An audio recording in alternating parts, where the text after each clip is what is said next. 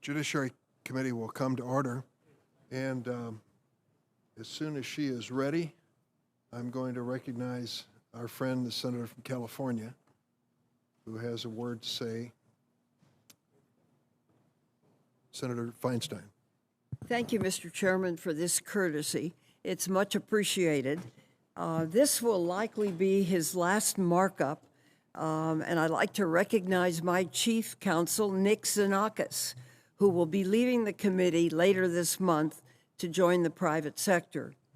After serving as a judicial law clerk and federal public defender, Nick began his tenure in the Senate as my crime counsel in 2017. As ranking member of the committee, I promoted him to general counsel, where his responsibilities expanded to include the committee's full portfolio, including criminal, civil, and immigration matters. Since January, Nick has served as my chief counsel, advising me on all matters before the committee. He's really been a good advisor. His hard work contributed greatly to some of the committee's most important legislative accomplishments in recent years, including restoration. I'm optimistic that before he leaves, Nick's work to reauthorize the Violence Against Women Act with your staff, Mr. Chairman, as well as the staffs of Senators Klobuchar, Ernst, Murkowski, and others, will result in a bill that passes the Senate and the House. For all his successes, I suspect Nick would say his proudest accomplishment during this time with the committee is his beautiful daughter, Bodhi. She's just now starting to walk and talk, and she's doing her best to keep Nick on his toes. It's a testament to Nick and his wife, Caitlin, a successful federal prosecutor herself, that he was able to balance his obligations as a first-time father with the service to the committee. Mr. Chairman, I'd like to ask that you and other members join me in thanking Nick for his service to this committee. He will be missed.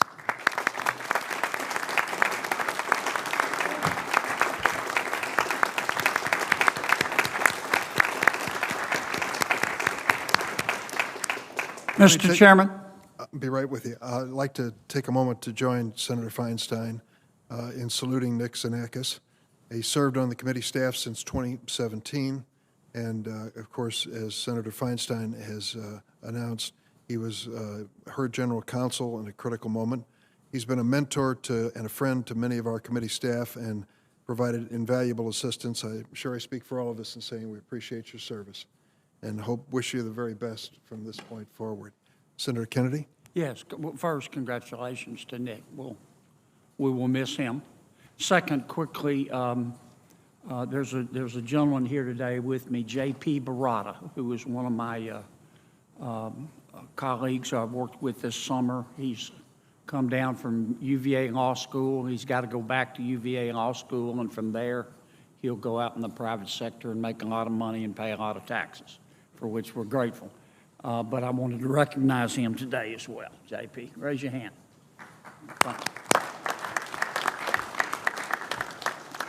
Thanks, Senator Kennedy. The meeting has 7 items on the agenda today, 6 nominations, 1 piece of legislation. That legislation, S-1787, the State Antitrust Enforcement Venue Act of 2021, sponsored by Senators Lee and Klobuchar, who will arrive shortly, I'm certain, and co-sponsored by Senators Leahy, Blumenthal, and Hawley, has been listed for the first time, and according to committee precedent, will be held over. We have 6 nominees who are ready for a vote today. First, we'll be considering the nomination to the Second Circuit Court of Appeals of Myrna Perez. She is an experienced litigator who has dedicated her career to defending the right to vote, a very fundamental right in America.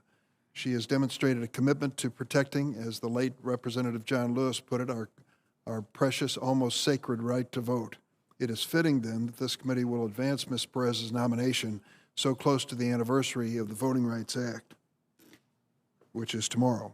Her resume is outstanding, receiving degrees from Yale, Harvard, and Columbia, She clerked on the U.S. District Court for the District of Pennsylvania and the Third Circuit Court of Appeals. Practicing law, she has experience in long-running complex civil litigation and in proceedings for preliminary relief. She's given great insight into the real-world impact of judicial decision-making. Unfortunately, she has been the subject of personal attacks since she has been nominated. I want to address those directly. Some have implied that Ms. Perez acted inappropriately by continuing to do her work as a voting rights advocate while under consideration as a judicial nominee. In fact, the judicial canons apply only to nominees. Ms. Perez could not have violated these canons prior to being nominated. Ms. Perez continuing to do her work as an advocate, even while she was under consideration for nomination, is consistent with what we've seen from previous nominees. For example, now Eastern District of Missouri Judge Sarah Pitlick also worked for advocacy organizations, held over a dozen public appearances and interviews after she was in talks to be nominated. In addition, some of my colleagues have criticized Ms. Perez for her responses to questions on judicial philosophy. Let's be clear, we should not require every judicial nominee coming before this committee to pledge fidelity to originalism, whatever that is. This new litmus test is being of President Trump's nominees did not label themselves originalist or didn't specify whether they followed any specific judicial philosophy. My colleagues seem to accept that answer at that time. Only now do they expect a different answer.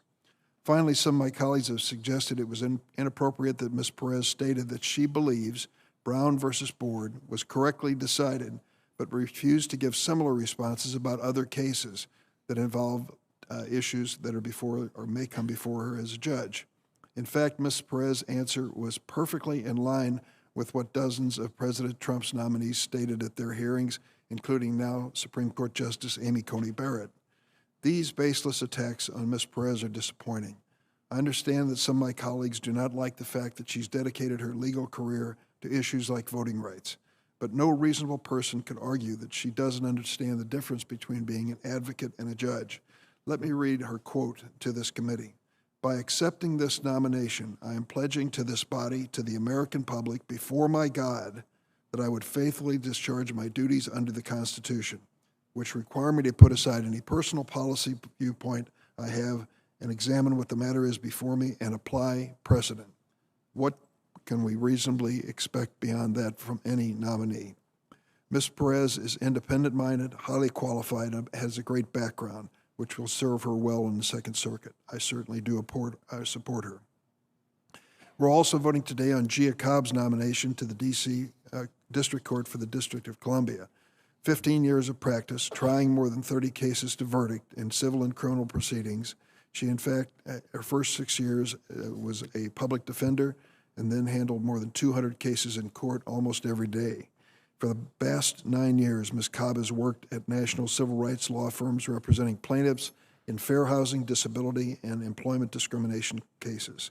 The ABA has recognized her vast experience and unanimously rated her well qualified. Given that she's extensively practiced law from multiple angles, representing plaintiffs and defendants in civil and criminal cases, in public service and in private practice, I support her nomination as well. We'll likewise be considering Sarah Merriam nomination to the District of Connecticut. Judge Merriam has served as U.S. Magistrate for over 6 years, presiding over hundreds of matters. The ABA has unanimously rated her well qualified. Prior to joining the federal bench, she served as Assistant Federal Defender, where she gained extensive experience in litigation. Her nomination has the support of not just defense attorneys, but prosecutors as well. The committee's received a letter of support from 26 former prosecutors, 3 former U.S. attorneys who were appointed by the presidents of both parties. They wrote that she's highly qualified and applies the law fairly and properly. Judge Merriam has the strong support of Senators Blumenthal and Murphy. I look forward to voting for her nomination.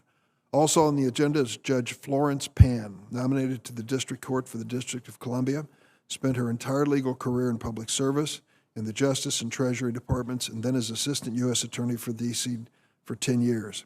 When President Obama nominated Judge Pan to sit on the D.C. Superior Court in 2009, the Senate confirmed her by voice vote. Since then, she's presided over 656 trials, civil and criminal. She was previously nominated by President Obama to the D.C. District Court in 2016, favorably reported out of this committee by a voice vote. However, Senator McConnell refused to allow a floor vote on her nomination at the end of the 114th Congress. The ABA rated her unanimously well qualified.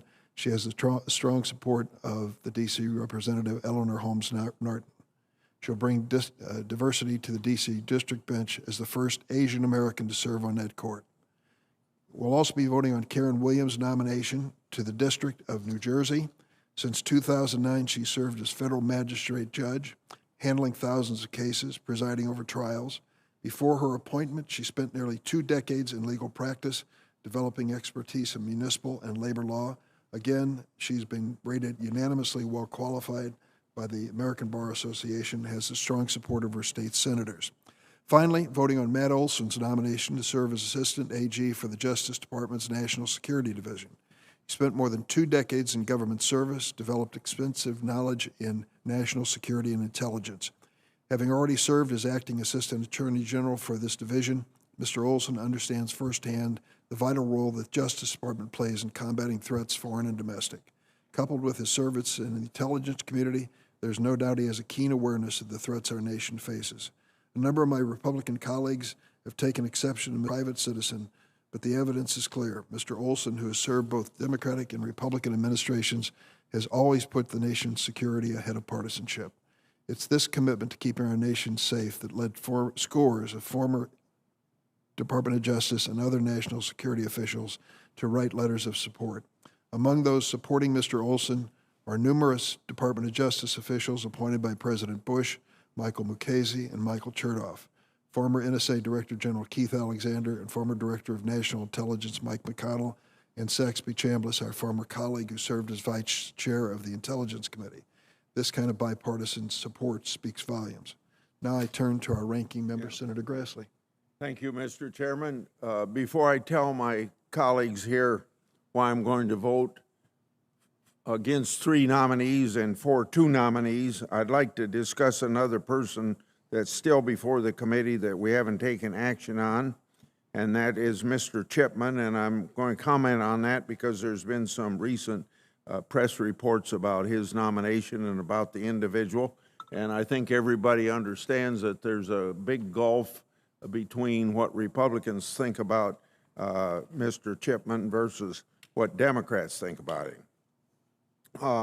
My colleagues and I have sent Chairman Durbin 2 letters requesting that he be brought back before the committee for further questioning. As we noted in our most recent letter, it seems every day there's new information concerning how unfit this individual to be head of ATF. Yesterday, we learned that Chipman failed to disclose a TV hit that he did with a Chinese government station. Now imagine if a Trump nominee had gone on the program called Russia Today to criticize Obama policies. That is what this nominee and his interview was like. The video is on the internet for anyone to see. In it, he simply nods along as Chinese propagandists paint the United States as a violent war zone. His position in the video, his positions don't seem all that different from what he says often. But it's one thing to criticize the laws and cultures of your country to a domestic political audience. It's another thing entirely to do so in the service to foreign antagonists. A country that puts Uyghurs in concentration camps, a country that executes people to harvest their organs and sell them. The Chinese Communist Party isn't interested in reforming America's gun laws. It's interested in weakening its primary global competitor by sowing political discords.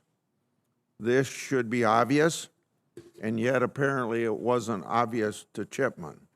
He needs to address this, and perhaps he would have last time had he not left the appearance of in this video off his questionnaire. Just last week, we also saw corroboration of allegations that Mr. Chipman had made racially insensitive comments while in Detroit. The chairman shot the messenger, as it were, by dismissing the corroboration as having come from pro-Second Amendment websites, but in fact is that there are numerous agents, current and former, on and off the record, who attest to these allegations as well as problems with Chipman's time in Detroit. So, to be very clear, we didn't call for further committee action until these rumors were corroborated by independent reporting. Now that we have that corroboration, we should hear from Chipman about his time in Detroit, and the chairman should help us get the secret documents we need from the Justice Department to see what really happened at the time period in question. Sunshine is the best disinfectant after all. As I've said many times, my constituents are very concerned about Mr. Chipman, and it is a sentiment that I also share. But these corroboration Chinese propaganda video go beyond Mr. Chipman's policy views to character, effectiveness, and judgment.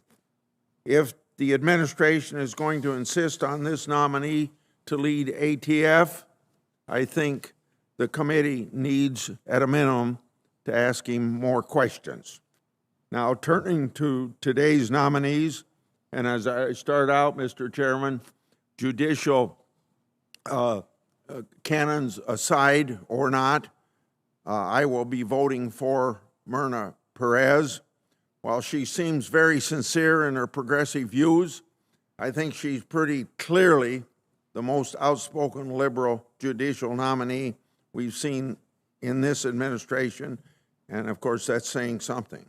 Senator Schumer spoke of how she will forcefully advocate for righteousness of her causes to other judges on the Second Circuit. That doesn't sound like the role of a judge to me. That should be disqualifying. Chairman Durman said her article published the night before her hearing slamming voting integrity legislation was the sort of thing he could say in the speech on the Senate floor. As Senator Cotton observed, that doesn't make the point my friend, the chairman, intended to make. She's not running for partisan political positions. The fact is that Ms. Perez did nearly 20 events or articles on highly controversial questions of law and policy while being vetted by the Justice Department for this position. She's even attacked an amicus brief by committee Republicans weeks before she knew her nomination would be in front of us. Did she not care? At least trying to look impartial. Did she just assume she could count to 51 without us? Was she so passionate she couldn't help but speak her political mind? To me, there is no explanation for the truly brazen behavior that doesn't reflect poorly on Ms. Perez's judgment and cause me to question her protestations that she'd put all this aside as a judge. She couldn't stop being an advocate up through the day before her nomination hearing. I'll also be voting against Judge Miriam and Ms. Cobb. While they are qualified, I appreciated how forthright they were in answering my questions. Their background in liberal politics and advocacy are simply too much. I will also be voting against Matt Olson. Like many of President Biden's Justice Department nominees, Mr. Olson had an admirable career as a non-political public servant until President Trump took office. Then it's like the switch got flipped, and he suddenly was full-blown partisan, a member of the resistance. I'm skeptical that return to power, that switch will get flipped back. Lastly, I will be supporting Judges Pan and Williams. As I said at her hearing, I remember Judge Pan from her previous nomination. I think her time as a prosecutor and a judge make her well qualified for this position. She doesn't have an activist reputation. Judge Williams, very similar. Her work as a magistrate doesn't appear activist like many of the others we've seen in the committee this year, and her time defending municipalities and police departments give her good diversity of perspective. Thank you very much. Thank you, Senator Grassley, and thank you for the French lesson this morning. We appreciate that very much. Mr. Chairman. I'll be right with you, Senator. Let me just say a word about Mr. Chipman. This charge of being racially insensitive, the source, of course, is an advocacy group which has never supported him, and that's understandable. But the sources, my friends, fellow lawyers and others on the Judiciary Committee, are anonymous, continue to be anonymous. People are not stepping up to speak up on the record. And if you're going to condemn a person and their aspirations to serve in important offices, I think that's the least that should be asked. And let me also suggest this new theory against Mr. Chipman, and it seems like there's one every week, is that he is somehow a pawn of the Chinese Communist Party because he was in a television station. Senator Grassley went so far as asking us to imagine, just imagine, what if it had been a Trump nominee who had appeared on Russia Today? We don't have to imagine. As a matter of fact, President Trump appeared on Russia Today in September of 2016. So I don't think anybody's suggesting he is or was a Russian agent because of that appearance. So Mr. Chipman's not on the agenda. I'm not going to dwell on that, but I will address the issue of Monica Perez before recognizing Senator Feinstein. We understand that hers is a nomination that many of you oppose. I think she has an extraordinary background, which she brings to this job, and I believe that she would be an excellent judge on the Second Circuit. So I'm going to recognize members who wish to speak to that nomination, Monica Perez, before we take a vote. Senator Feinstein? Thanks very much, Mr. Chairman. I want to point out, excuse me, that Ms. Perez is an experienced litigator. She spent the majority of her career protecting the right to vote. She's a graduate of Yale with a master's degree in public policy from Harvard and a law degree from Columbia. You can't do better than that. Ms. Perez has an impressive academic pedigree. She could have done many things with her career, but she decided to use her talents as an advocate for civil rights. For the last 15 years, she has worked at the Brennan Center for Justice at New York University School of Law, where she has become one of the nation's leading experts on voting rights. In her hearing before this committee, she demonstrated her deep intellectual engagement with issues at the core of our Constitution. Her commitment, excuse me, to justice is strong, and I believe strongly she's going to make an excellent addition to the federal court. Could I touch on a second nominee, and that's Matt Olson, who has been nominated to lead, should I wait for that, Mr. Chairman, the National Security Division? Go ahead and make your statement if you Okay. wish, Senator. He has been nominated to lead the National Security Division. He has a long record of protecting our national security interests, graduate of the University of Virginia, Harvard Law School, spent more than 2 decades in government service. Deep experience includes leadership roles with Justice, the NSA, and the National Counterterrorism Center. He is a strong believer in that national security decisions should not be partisan, and his record indicates this commitment. His nomination has been endorsed by a wide range of national security officials of both parties. He's an experienced national security professional. He's needed at Justice, and I look forward to voting in support of both he and the other nominees as well. Thank you very much for the... Any other senators seeking recognition on Myrna Perez? Senator Lee. Thank you very much, Mr. Chairman. I'd like to speak about Myrna Perez. Also, just in passing, like to pass along my concerns about David Chipman. We've got a letter dated August 3rd from 7 ATF agents who have expressed their grave concern with Mr. Chipman's personal views about firearms and what negative impact that would have on ATF. I've expressed my grave concerns with this nominee in the past. I won't repeat all of them here, but I would say this goes far beyond anything about any media reports. It goes far beyond allegations of racism. It also extends to and very much includes his strident views that are in opposition to those that need to be held by someone wanting to head that department. Mr. Chairman, I strongly oppose the nomination of Ms. Perez to the United States Court of Appeals for the Second Circuit. I'm really concerned about the troubling lack of respect Ms. Perez has exhibited towards those with whom she disagrees.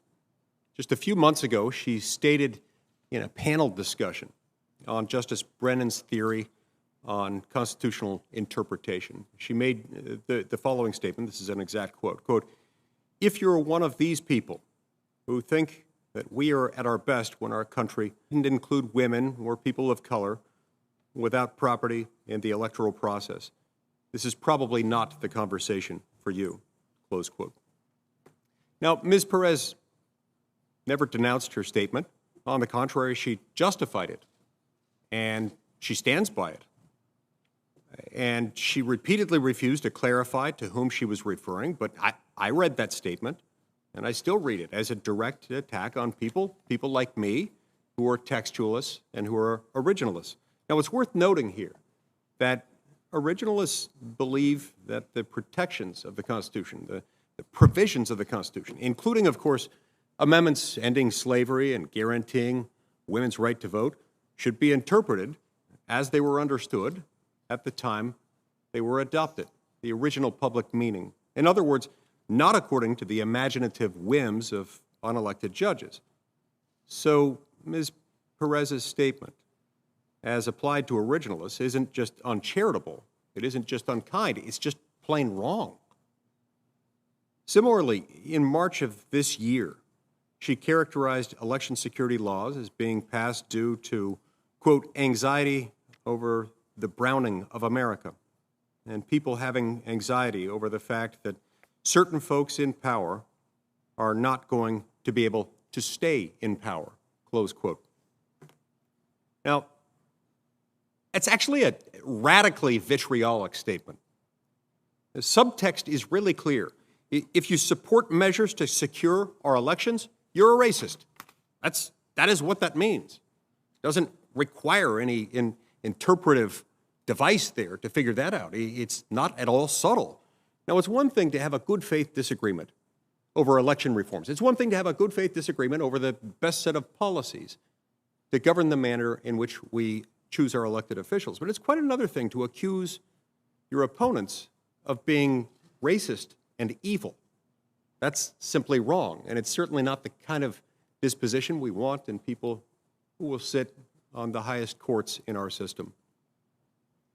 Likewise, in 2018, she described the practice of updating voter registration lists to account for people who have moved out of a particular state or who have passed away as insidious.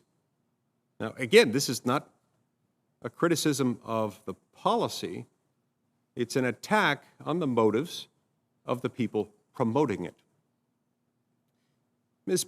Perez's readiness to demonize those with whom she disagrees, and not just to demonize them generally or denigrate them in some abstract terms, but truly to set them aside as sexist, racist, or evil, strongly suggests that she lacks the kind of even-handed, fair-minded temperament that's required for service on the federal bench, especially at a level where she would be serving, if confirmed to this court, on what is often the court of last resort for most litigants passing through the federal judicial system.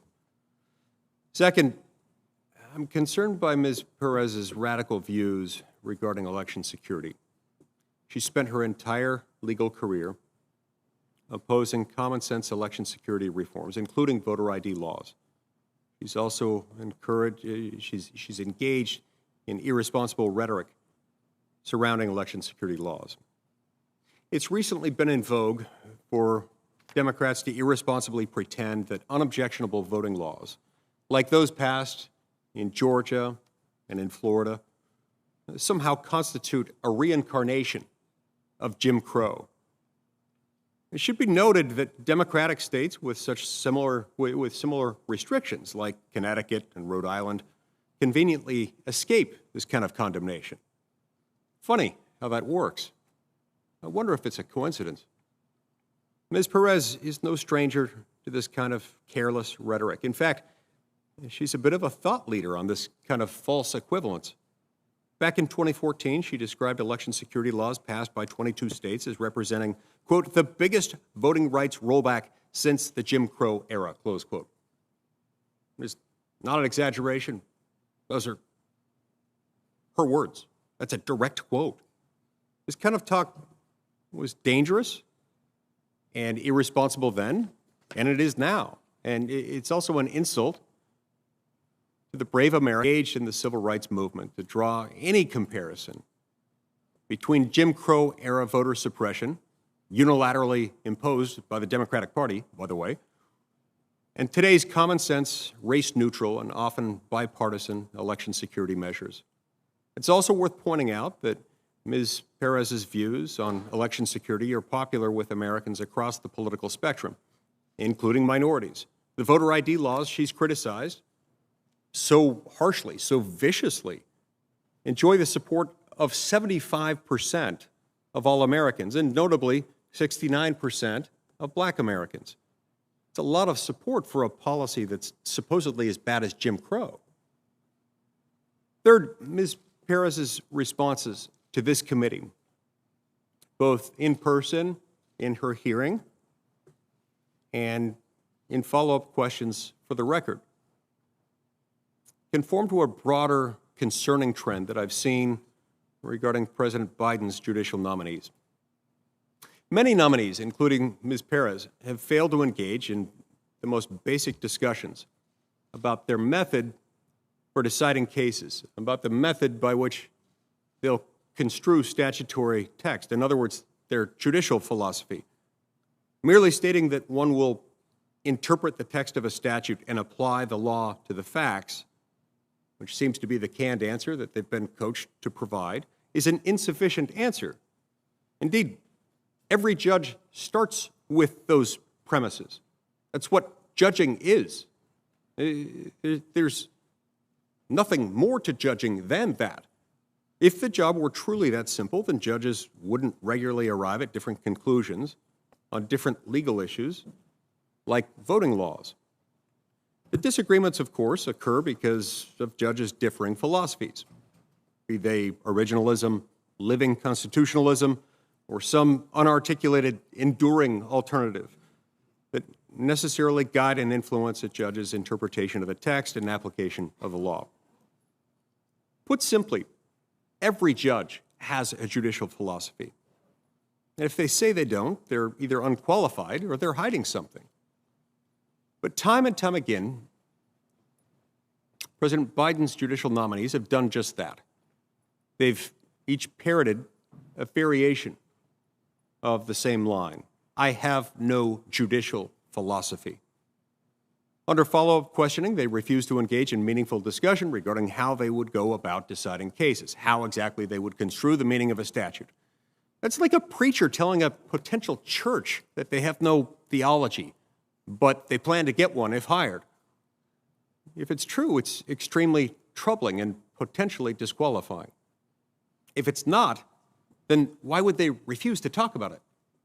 Look, I'm not trying to find out what someone will decide, but members of this committee deserve to know how a nominee, if confirmed to a lifetime tenured appointment on an Article III court, would do their job, how they would do their job, how they would construe statutory and constitutional text. Nor am I expecting President Biden's nominees to agree with my judicial philosophy. They don't even have to associate themselves with any named judicial philosophy, but they should, at a minimum, be able to discuss how they would do the job they're applying for, rather than just describing what it is that judges do as a conclusory assertion. Fourth, and finally, I'd like to make a global observation regarding the qualifications or lack thereof of many of President Biden's nominees. On several occasions now, we've had nominees come before this committee who have failed to answer basic questions that most American lawyers, and in some cases, even most first-year law students, would and should know the answers to, including, for example, the number of jurors in a civil jury trial, basic standards of constitutional review, like rational basis scrutiny. Hint, it's in the name. What kinds of cases federal courts are allowed to hear? Now, one nominee answered that subject matter jurisdiction could be waived. It most certainly cannot. And in some cases, the content of provisions in the Bill of Rights. One nominee clearly wasn't familiar with the Seventh Amendment. I'm not trying to be nitpicky.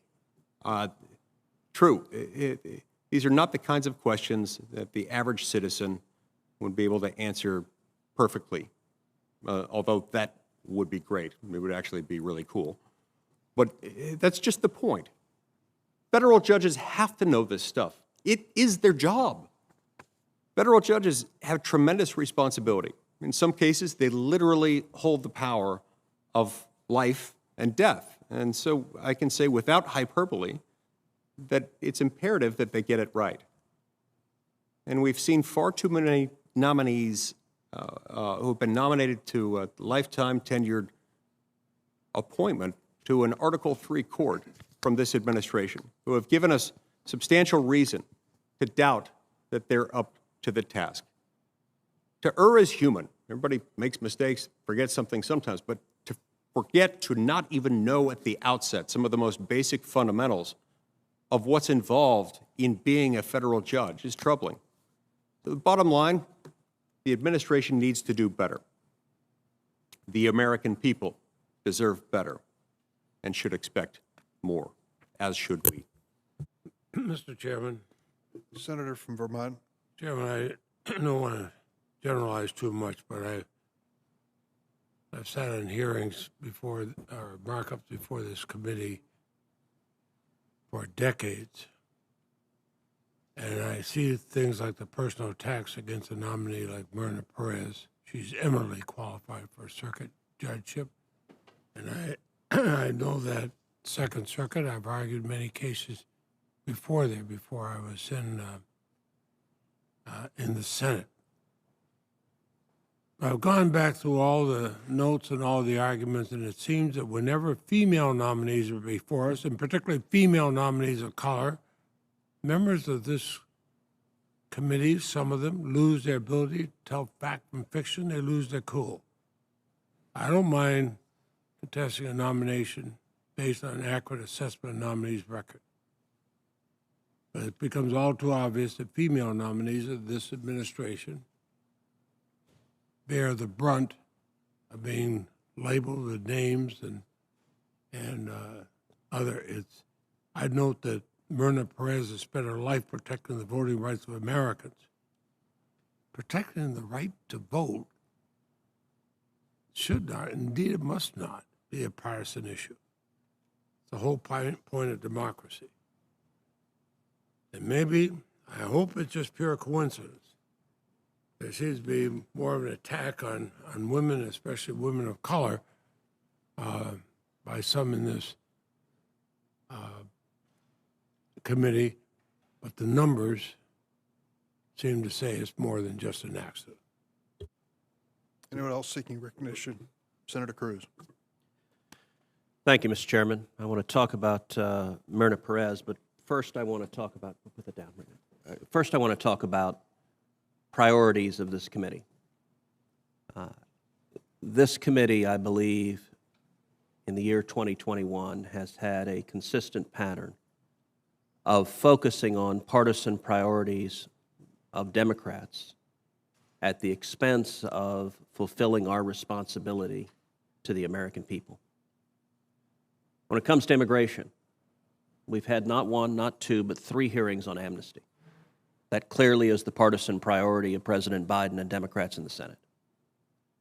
We've had not a single hearing on the disaster, the catastrophe that is unfolding on the southern border.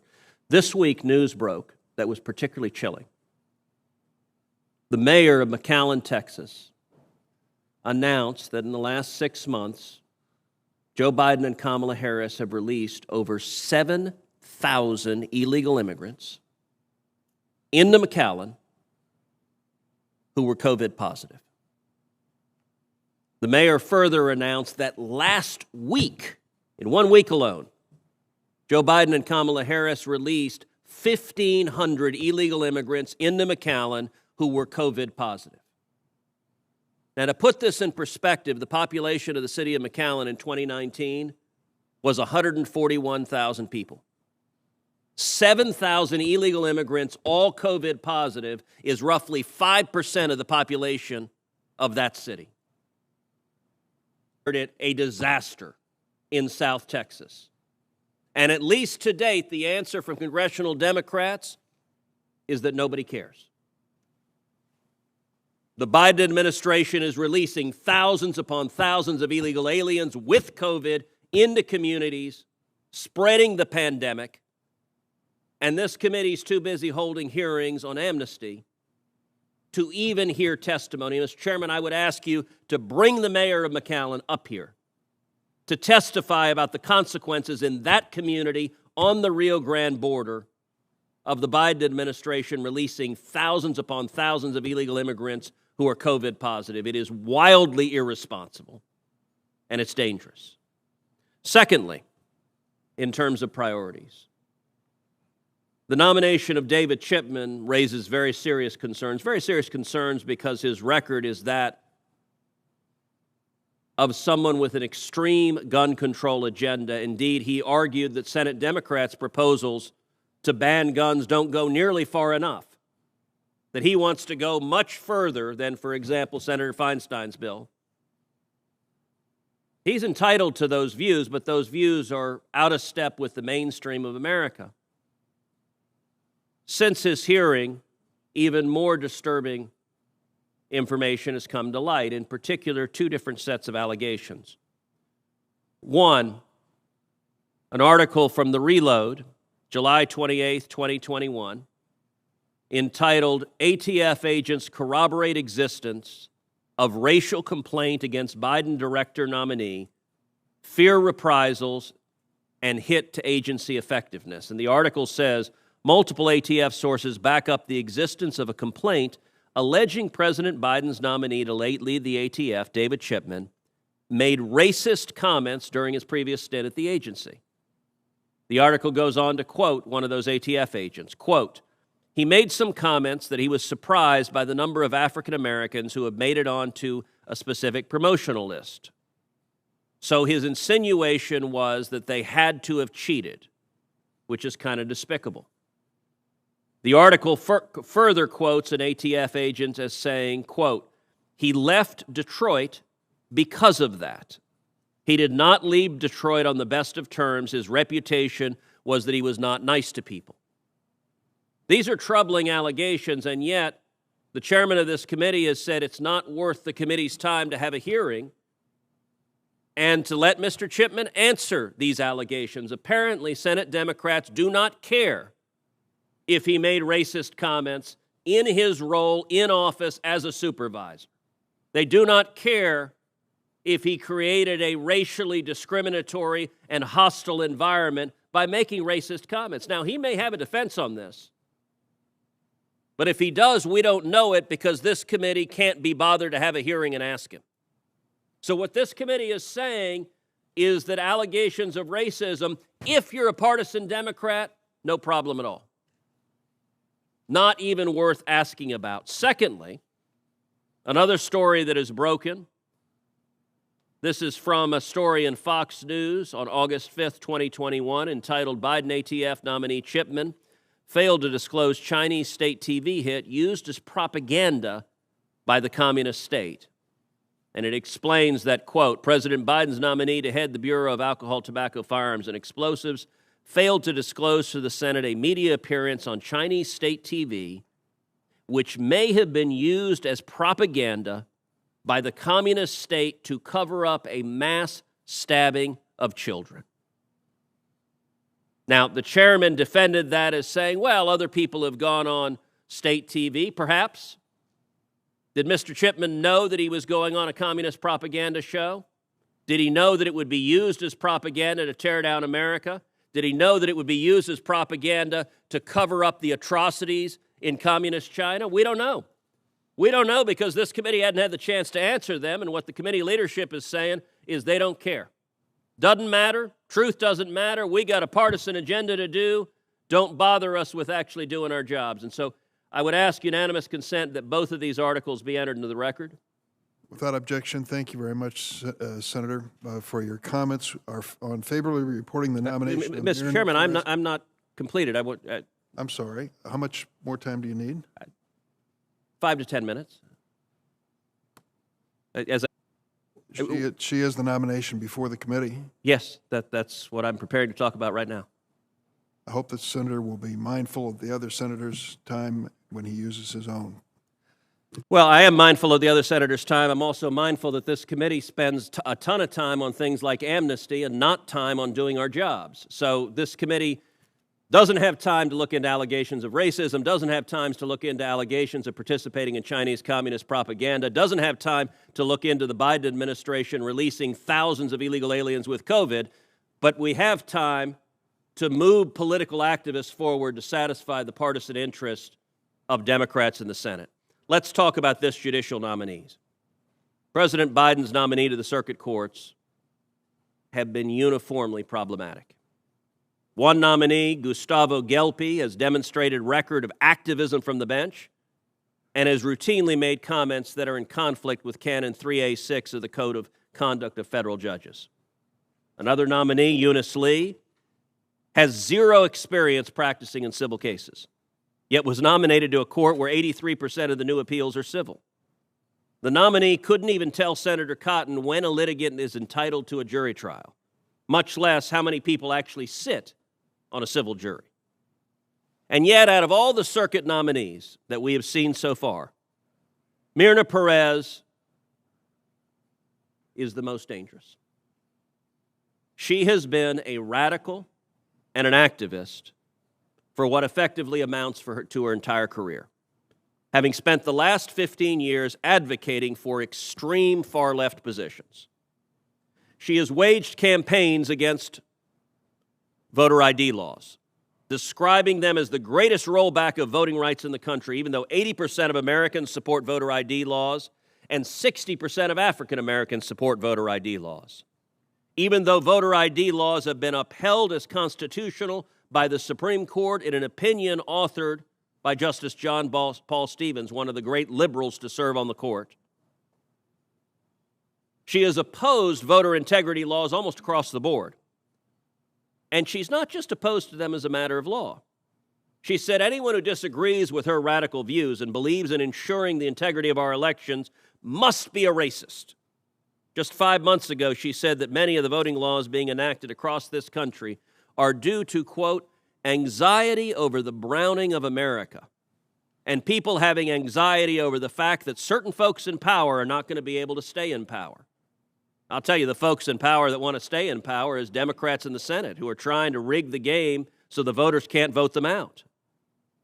Ms. Perez is opposed to laws that would prohibit ballot harvesting, a practice that invites fraud and abuse. She went so far as to say the Democratic Party's challenge to an Arizona law prohibiting ballot harvesting was clear-cut, and that an amicus brief that I led on behalf of 11 senators supporting that common sense law was, quote, outrageous and dangerous. Supreme Court, thankfully, did not agree with Ms. Perez's left-wing views, and indeed, by a vote of 6-3, agreed with the position advocated in my amicus brief, which is that common sense bills prohibiting voter harvesting are constitutional. Ms. Perez has also argued the Constitution requires allowing felons to vote, even though the 14th Amendment explicitly in the text recognizes that states have the ability to prohibit felons from voting. So never mind what's in the Constitution. She's prepared to read it to mandate the policy outcome she wants. Text be damned. Now, a shrewd observer may think, where have I heard all of these policy positions before? And the answer, of course, is S1, the Corrupt Politicians Act. If Ms. Perez is confirmed, she will be the judicial equivalent of a judge who will mandate the Corrupt Politicians Act. Never mind getting it through Congress. You may not have the votes in Congress, but if you put an activist judge on the bench, she can order the policy outcomes you like, never mind the law. Banning voter ID, you betcha she'd do it in a heartbeat. Requiring states to allow ballot harvesting, check. She's going to be there too. Allowing felons to vote, you betcha. Prohibiting voter integrity laws, 100%. And that's exactly what Democrats want on the bench. Democrats have along courts what they can't get through the democratic process. And that's what they're trying to do with Ms. Perez. They can't pass the Corrupt Politicians Act, so they're trying to do the next best thing, which is confirm a radical to the bench who will impose those policies from the bench. And the amazing thing is, Senate Democrats are not even hiding the fact that Ms. Perez has been nominated precisely because she will be a partisan from the bench. Senate Majority Leader Chuck Schumer, in a moment of raw honesty, went off script when introducing Ms. Perez at her hearing, and he said that he wants Ms. Perez on the bench because she will, quote, persuade fellow members of the Second Circuit to the righteousness of the causes that she will follow. Well, I appreciate Senator Schumer's candor. And if you were nominating someone to be a left-wing activist, this would be one heck of an endorsement. But this is damning for a judicial nominee. Chuck Schumer is telling Democrats this is going to be a righteous advocate of causes. Throw out all pretense of judicial objectivity. Throw out all pretense of following the law. She's going to be a left-wing activist. And it's not only Senator Schumer that has let slip Ms. Perez's political activism. Chairman Durbin praised an article she wrote entitled, quote, "The GOP Campaign to Make Elections Less Free." Chairman is nodding. He apparently thinks it's a good thing for federal judges to be blazingly partisan. Chairman Durbin said he would, quote, "gladly give her article as a speech from him personally on the floor of the Senate any day of the week." Mr. Chairman, I agree. You're a partisan Democrat. You're entitled to be a partisan Democrat. We shouldn't have judges that treat the judiciary like they're partisan Democrats. I will note Senator Leahy said a minute ago, the reason for Republicans' opposition is she's a woman. Now, call me crazy, but I seem to recall a hearing not that long ago for a judge named Amy Coney Barrett, who had extraordinary academic background, who had an extraordinary record, and who every Senate Democrat happily voted against, who Democrats on this committee asked Judge Barrett, "Have you ever sexually assaulted anyone?" That was a unique moment in the history of the Judiciary Committee. Democrats on this committee had previously said about her Catholic faith, the dogma lives loudly in this one. Now, I'm not going to suggest that that was because she was a woman, which is what Senator Leahy suggested of our concerns with this nominee. I'm going to suggest it's because Democrats want left-wing partisans on the bench, and Justice Barrett is not a left-wing partisan.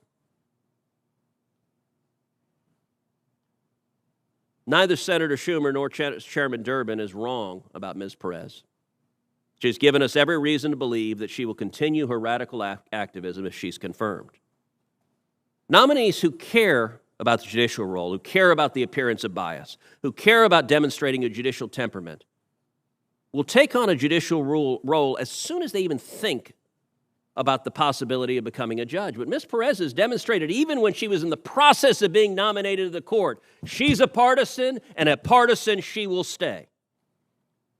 After she had submitted her judicial application, after she'd had multiple conversations with a member of Senator Schumer's screening committee, speaking with Senator Schumer's staff, personally interviewing with Senator Schumer to be a judge, she continued to engage in rank partisanship.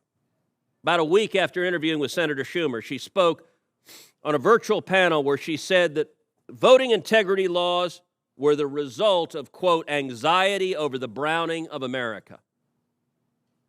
Ladies and gentlemen of America, get ready for a judge in a robe who, if you disagree with her political policy, is going to call you a racist from the bench, because she was prepared to call anyone who disagreed with her a racist while she was interviewing to be a judge.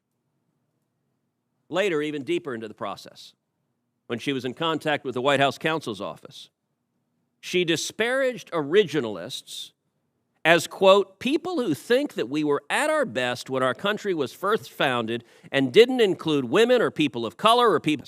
So apparently, Judge Perez is saying Clarence Thomas, who's an originalist, thought we were better when people of color were not allowed to vote. She's saying Justice Barrett, who's an originalist, thought we were better when women weren't able to vote. What utter garbage. That's not what any rational, reasonable, fair-minded person says, but it is what a left-wing activist and extremist says. And she did this when she was deep into the process of being considered to be a federal appellate judge. Senator Schumer, Chairman Dermott are both right. This nominee is and always has been a left-wing activist. And if she's confirmed to the Federal Court of Appeals, she'll continue to be a left-wing activist. Unfortunately, that's what our Democratic colleagues want. In a moment, we're going to vote on this judge, and I'm going to predict that every single Democrat is going to dutifully salute and say aye. Confirm the activist. To heck with judicial independence. To heck with judicial temperament. To heck with following the law. We have a left-wing partisan agenda, and we want judges to force them on the people. Never mind democracy. Never mind the will of the voters. We want to exercise power. When it comes to priorities, I think that is a profoundly misplaced priority. On favorably reporting the nomination of Myrna Perez to be U.S. Circuit Judge for the Second Circuit, the clerk will call the roll. Mr. Leahy. Aye. Mrs. Feinstein. Mr. Whitehouse. Ms. Klobuchar. Mr. Kuhn.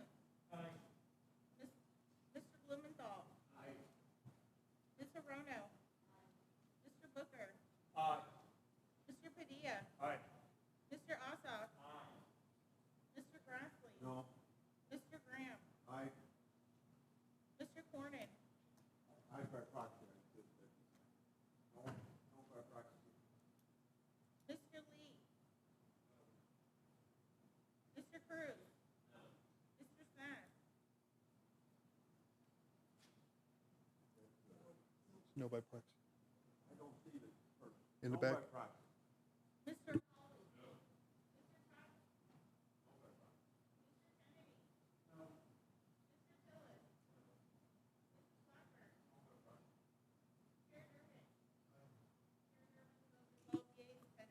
The nomination will be favorably reported to the floor.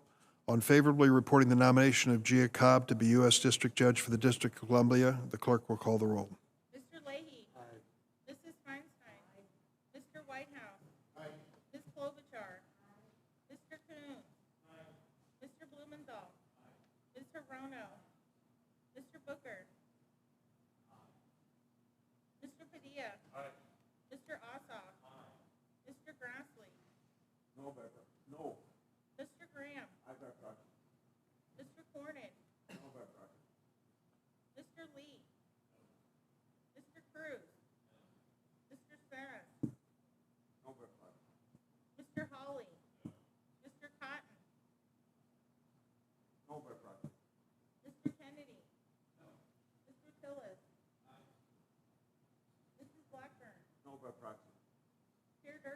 Aye.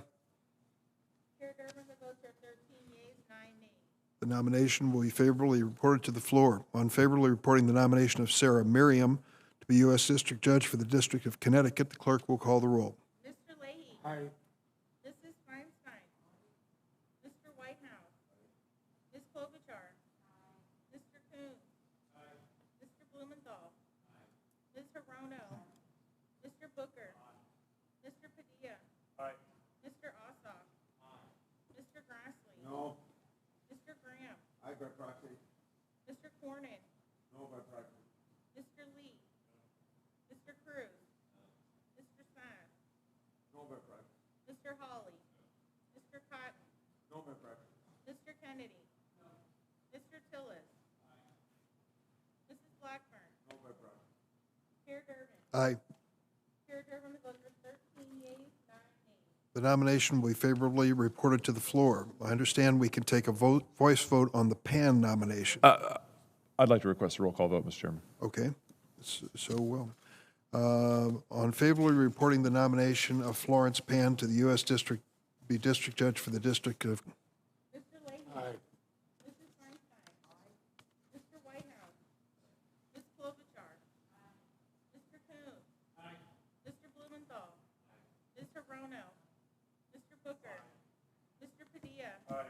Mr. Ossoff. Mr. Grassley. Aye. Mr. Graham. Aye by proxy. Mr. Cornyn. Aye by proxy. Mr. Lee. Mr. Cruz. Mr. Sass. No by proxy. Mr. Hawley. Mr. Cotton.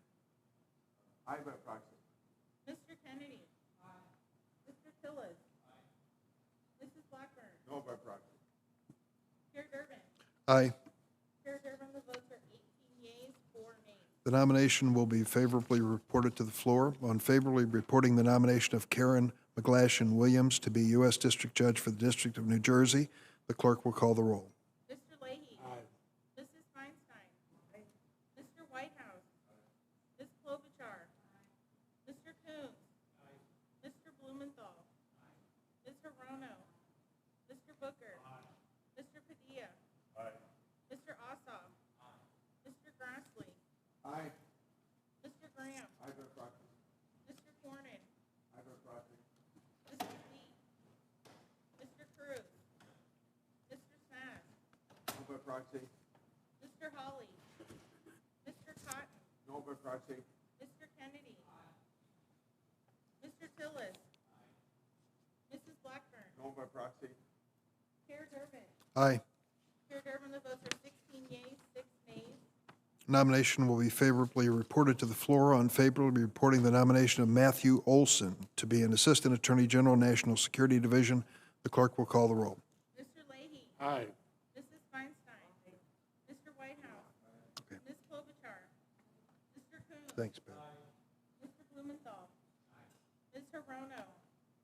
Mr. Booker. Mr. Padilla. Mr. Ossoff. Mr. Grassley. No. Mr. Graham. Aye by proxy. Mr. Cornyn. Mr. Lee. Mr. Cruz. Mr. Sass. No by proxy. Mr. Hawley. Mr. Cotton. No by proxy. Mr. Kennedy. Mr. Tillis. Mrs. Blackburn. No by proxy. Chair Durbin. Aye. Chair Durbin, the votes are 13 yeas, 9 nays. The nomination will be favorably reported to the floor, and the meeting stands adjourned.